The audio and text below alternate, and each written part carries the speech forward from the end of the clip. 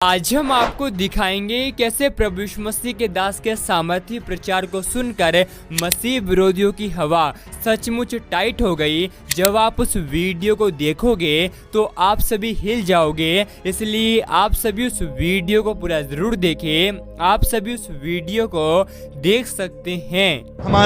हमारे समाज के बुद्धिजीवी लोग उसको क्या कहते हैं?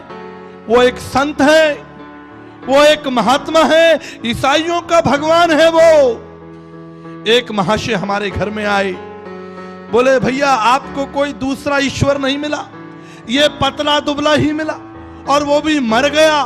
मैंने कहा रुक जाओ, आप नहीं जानते आप क्या कह रहे हो।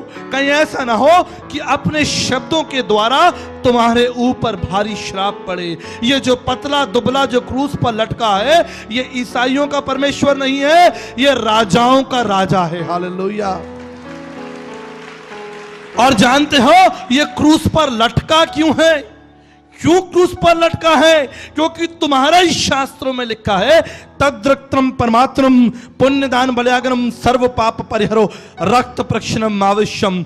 समस्त मानव जाति के पाप का प्रायश्चित स्वयंभू सृष्टिकर्ता प्रजापति यज्ञसा वो परमेश्वर एक महायज्ञ के रूप में करेगा और उस यज्ञ में वो स्वयं अपना बलिदान करेगा और उसका रक्त बहेगा। श्री रुधिर पुत्रान्नमा, उसके लहू में क्षमा है। वो दुबला पतला जो क्रूस पर चढ़ाया गया है, ये कोई मजाक की बात नहीं है। आपको पता है वो दुबला पतला जो क्रूस पर चढ़ाया गया है कौन है? निकालिए कुलिस्सियों की पत्री उसका पहला अध्याय और 15 पद से पढ़कर देखो।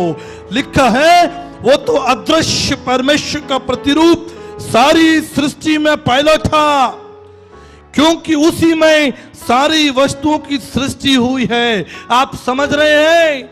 सारी सृष्टि यीशु मसीह में हुई है। वचन कहता है आदि में वचन था, वचन परमेश्वर के साथ था और वचन देहधारी हुआ। शब्दों ब्रह्म शब्दाक्षर परम ब्रह्म, शब्दों शब्दाक्षर परम ब्रह्म। वो परमेश्वर जिसने सृष्टि की है वो इस संसार में एक बालक के रूप में पैदा हो गया। हालेलुया। बाइबल कहती है क्योंकि उसमें सारी वस्तुओं की सृष्टि हुई है, स्वर्ग हो या पृथ्वी, देखी या अनदेखी, क्या सिंहासन, क्या प्रभुताएं, क्या प्रधानताएं, क्या अधिकार, सारी वस्तुएं उसी के द्वारा और उसी के लिए सृजी गई हैं। वचन कहता है वो सब वस्तुओं में प्रथम है, वो आदि और अल्फा है, ओमेगा पहला और अंतिम है। मेरे प्रियो, वो क्रूस पर क्यों लटका है? वो क्रूस पर क्यों अकेला है? वो क्यों घायल है? बड़े बड़े लोगों ने बड़ी बड़ी किताबें पढ़ी हैं, बड़े बड़े अधिकारी और अधिकारी बन गए, बड़े बड़े पदों पर पहुंच गए, लेकिन आज भी ये प्रश्न उनके सामने हल्का सा है, यीशु मसीह कौन है? वो यीशु मसीह कौन है? मेरे प्रियो, बाइबल बताती है वो सब वस्तुओं में प्रथम है, वो सब प्राणियों में प्रथम है, वो अनजाना नहीं है। आपको पता है एक दिन क्या हुआ? यूहन्ना उसका 4 अध्याय, बाइबल बताती है एक स्त्री जल भरने के लिए कुएं पर आती है। ध्यान से सुनिए। एक स्त्री कुएं पर जल भरने आती है। वहां पर प्रभु यीशु मसीह उस स्त्री का इंतजार कर रहे होते हैं। जब वो स्त्री जल भरने के लिए आती है, प्रभु यीशु मसीह उस स्त्री से कहते हैं कि मुझे पानी दो। वो स्त्री यीशु मसीह को पानी देने से मना कर देती है। क्यों? क्योंकि वो एक सामरी स्त्री है, उसकी जाति छोटी है और वो कहती है आप तो यहूदी हैं, क्योंकि यहूदी लोग सामरियों से कोई संबंध नहीं रखते थे। आप तो यहूदी हैं, मैं तो सामरी स्त्री हूं, मैं आपको कैसे पानी दे सकती हूं? संत तुलसीदास जी कहते हैं जाति ना पूछो साधु की और ले लीजो बस ज्ञान, और मोल करो तलवार का और पड़ा रहने दो म्यान। हमारी जाति परमेश्वर की जाति है। जानते हैं कैसे? जानते हैं कैसे? उत्पत्ति की पुस्तक खोल लीजिए। हमारी जाति क्या है? मैं आपको आपकी जाति बताता हूं। उत्पत्ति की पुस्तक उसका पहला अध्याय और 11 पद से लिखा है, फिर परमेश्वर ने कहा, पृथ्वी पर हरी घास और बीज वाले छोटे छोटे पेड़ और फलदायी वृक्ष भी, जिनमें बीज उनमें से एक एक की जाति के अनुसार है, पृथ्वी पर उग जाएं। जब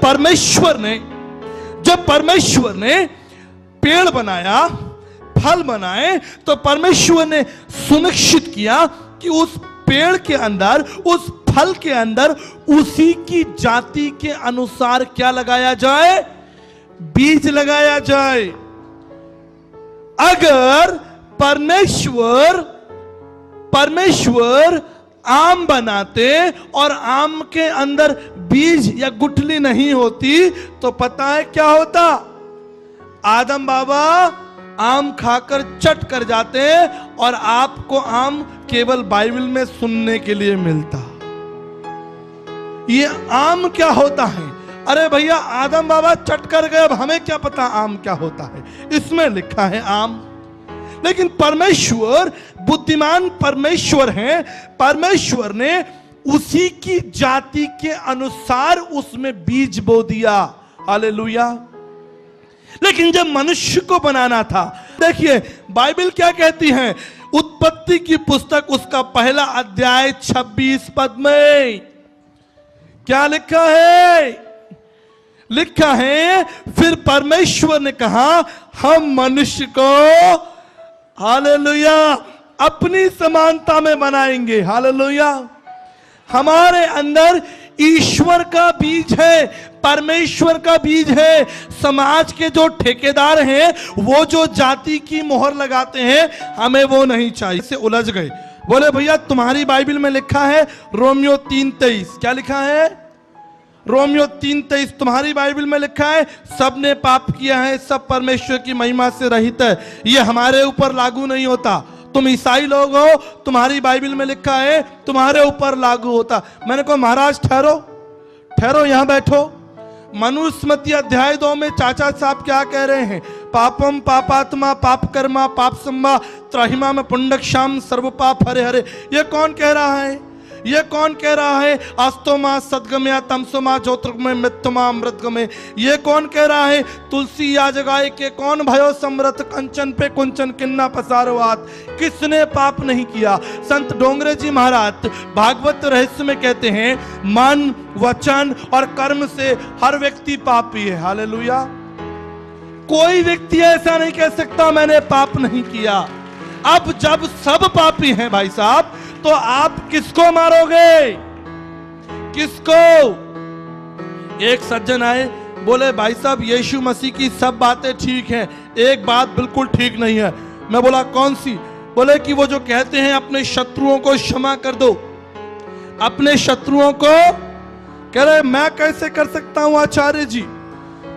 मेरे साथ लोगों ने बड़ी बड़ी बुराइयां की हैं, बड़े बड़े धोखे किए हैं, बड़ी बड़ी समस्याएं मेरे सामने डाल दी हैं।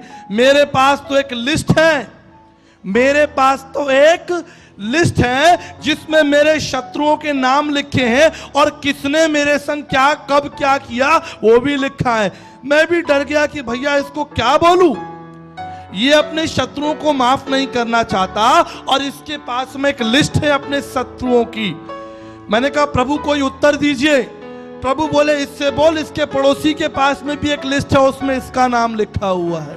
अगर हम लिस्ट ही बनाते रहेंगे और दोषारोपण करते रहेंगे और पापियों को डंडे से मारते रहेंगे, तो अंत में इस पृथ्वी पर क्या बचेगा भैया? बोलो, कोई बचेगा? इसलिए यीशु मसीह क्या कहते हैं? मैं तुम पर दंड की आज्ञा नहीं दूंगा। ऋग्वेद उसका 10वां मंडल 133, ऋग्वेद 7:86 में लिखा है, हमारे पापों के लिए प्रभु जी हमें दंड मत दीजिए, हमारे अपराधों को क्षमा कर दीजिए। आप सभी इस वीडियो को भी छोड़ के ना जाए, आप सभी इस वीडियो को पूरा जरूर देखिए। जैसा कि आपने वीडियो में देखा कैसे प्रभु यीशु मसीह के दास ने सामर्थी प्रचार को किया और मसीह विरोधियों को करारा जवाब दिया। आप सभी को हम बताना चाहते हैं, परमेश्वर का वचन कहता है परमेश्वर ने हमें डर की नहीं लेकिन सामर्थ की आत्मा दी है। आज बहुत सारे मसीह लोग हैं जो कि ईसाई विरोधियों की बातों को सुनकर हमारे प्रभु यीशु मसीह को छोड़ देते हैं, लेकिन परमेश्वर का वचन कहता है जो अंत तक धीरज धरे रहेगा उसी का उद्धार होगा। और आप सभी को हम बताना चाहते हैं, हमारा प्रभु यीशु मसीह इस संसार में धर्मियों को बचाने के लिए नहीं बल्कि पापियों का उद्धार करने के लिए आया है। जो लोग इस संसार में गंदगी में पड़े हुए हैं उनसे हमारा प्रभु यीशु मसीह चाहता है कि वो सत्य को पहचान जाए और वो भी नरक से बचाया जाए। और आप सभी को हम बताना चाहते हैं, परमेश्वर की इच्छा है, यूहन्ना 10:10 में लिखा हुआ है, चोर और किसी काम के लिए नहीं परंतु चोरी करने, घात करने और नष्ट करने के लिए आता है। हमारा प्रभु यीशु मसीह इस जगत में इसलिए आया है कि हम जीवन को पाए और अनंत जीवन को प्राप्त करें। और आप सभी को हम बताना चाहते हैं, परमेश्वर का वचन कहता है धन्य है वे जो परमेश्वर के यहाँ सताए जाते हैं क्योंकि स्वर्ग का राज्य उन्हीं का है। और आप सभी को हम बताना चाहते हैं, एक व्यक्ति जब प्रभु यीशु मसीह के लिए सताव को सहता है तो परमेश्वर उसको धर्म का मुकुट देता है। और आप सभी को हम बताना चाहते हैं, परमेश्वर का वचन कहता है तुम बुराई से ना हारो लेकिन बुराई को भलाई से जीत लो। इसलिए परमेश्वर का वचन कहता है तुम अपने बैरियों से प्रेम करो और सताने वालों के लिए प्रार्थना करो क्योंकि ऐसा ही करने से तुम अपने स्वर्गीय पिता की संतान ठहरोगे। जब आप मसीह विरोधियों के लिए प्रार्थना करते हैं तो परमेश्वर का वचन कहता है मसीह विरोधियों का जीवन बदल जाता है क्योंकि यीशु मसीह का वायदा है अंत के समय में ऐसा होगा कि हर एक घुटना प्रभु यीशु मसीह के सामने झुकेगा और हर एक जीभ अंगीकार करेगी कि हमारा यीशु मसीह प्रभु है। आप सभी इस वीडियो को एक व्यक्ति के साथ जरूर शेयर करें ताकि वह व्यक्ति आपको जरा सच्चाई को पहचान सके और नरक की आग से बचाया जाए। क्योंकि आज बहुत सारे लोग हैं जो कि पीछे मुड़ जाते हैं, लेकिन परमेश्वर का वचन कहता है जो अंत तक धरे रहेगा उसी का उद्धार होगा। हम आपको ये बार बार इसलिए बातें कहते हैं क्योंकि प्रभु यीशु मसीह का वचन कहता है आकाश और पृथ्वी टल जाएगी लेकिन प्रभु यीशु मसीह का वचन एक भी ना टलेगा। परमेश्वर आप सभी के साथ हैं। यीशु मसीह आप सभी को बहुत आशीष दे।